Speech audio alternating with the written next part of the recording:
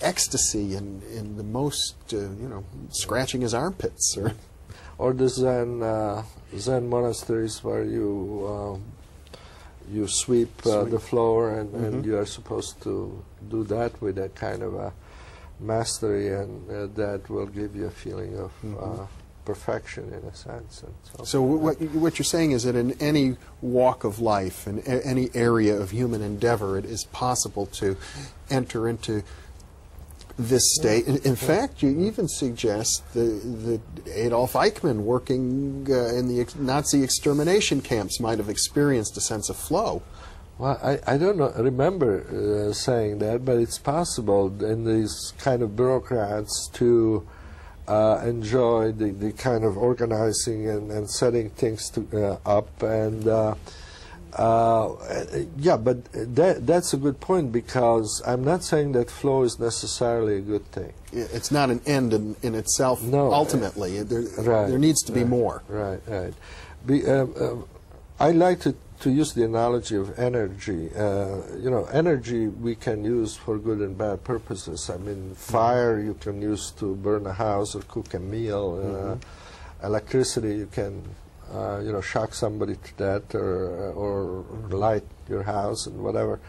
And the same with flow. I mean, flow is energy. I mean, it's a way of focusing and a way to motivating people to do things. But if there are no opportunities for experiencing flow in positive activities, constructive activities, pro-social activities, then people will find flow in things which are destructive. And a lot of juvenile delinquency, gang warfare is a natural seeking of some flow when the other avenues are blocked. Yeah. Well, you, as I recall, the example of Eichmann from your book was in the context of making the distinction between people who choose an activity because of some inner guided inspiration on the one hand to find flow, and other people who are kind of, they take whatever is given to them socially and as appropriate, like Eichmann, who was in a bureaucracy. The people can enter into that flow state just by doing what they're told. Yeah, ritual has the potential of making you experience flow, and a lot of religious ritual or bureaucratic ritual has that kind of comfortable pattern to it that could suck people into it and blind them to the consequences of their actions. Yeah. I mean, in a sense, it's almost as if the flow state could be likened to a trance, say people experience when they watch a movie. Yeah.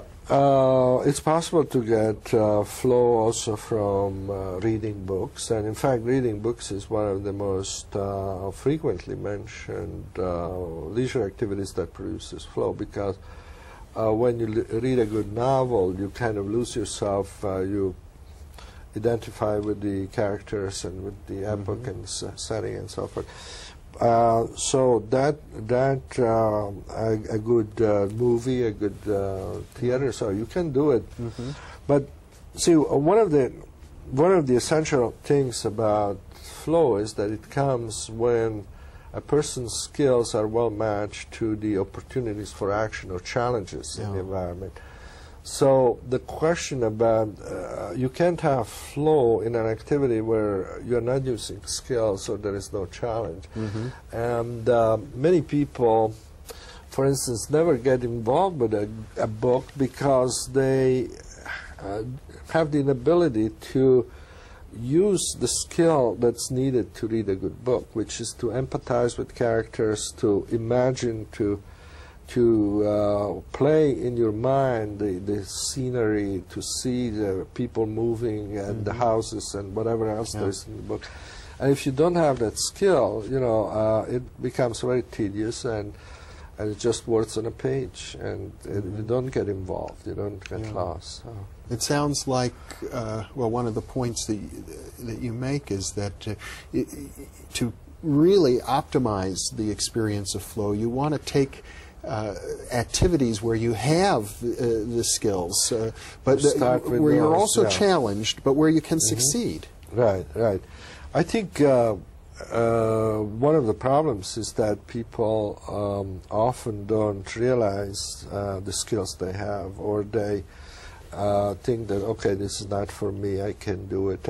One of the readers of my book was a man of 84 who said that he had, after reading the book, he realized that he had flow when he was 24 years old, and he was in the army, and he was playing polo on horseback, because they were using horses to drag the guns, the artillery, field artillery, and when they stopped, they would use the horse to play polo. And he thought that this great feeling of exhilaration he felt was due to playing polo, and that's the only way you could get it. So for 60 years he lived a life after that devoid of this feeling, because he always thought, well, I can't play polo, so I can't have this feeling.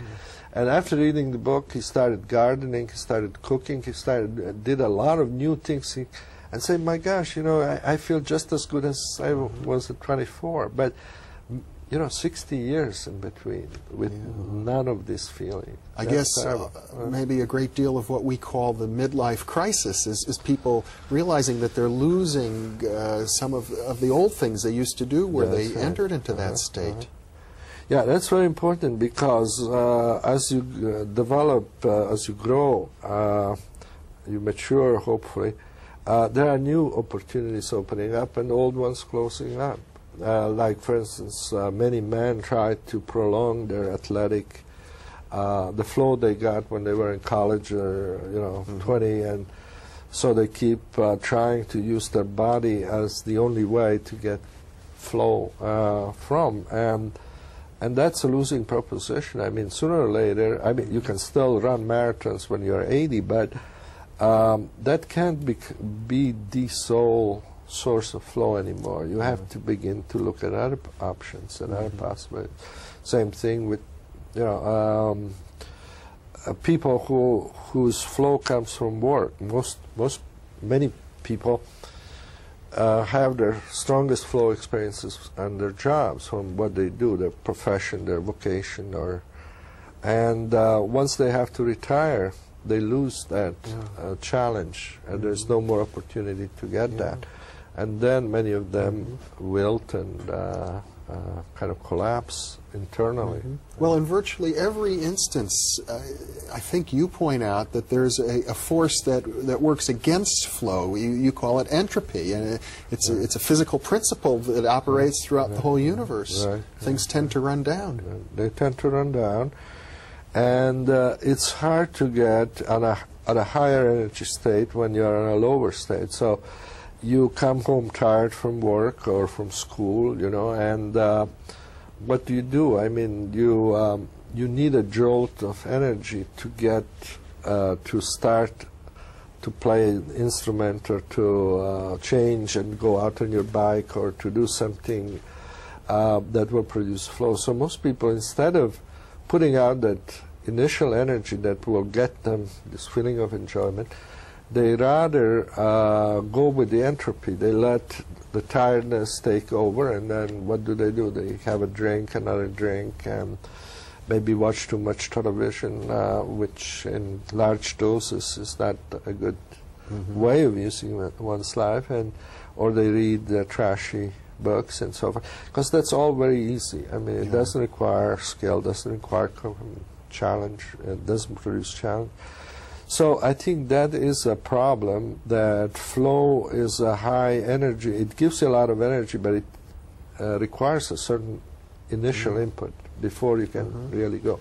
One of the points that you make is, in order to avoid some of these degenerating and entropic kinds of activities, wasteful activities, we have to be comfortable being with ourselves in solitude.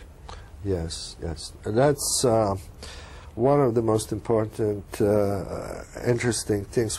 One of the books I wrote, Talented Teenagers, with two of my students, is a study of 200 young high school students as they moved through high school.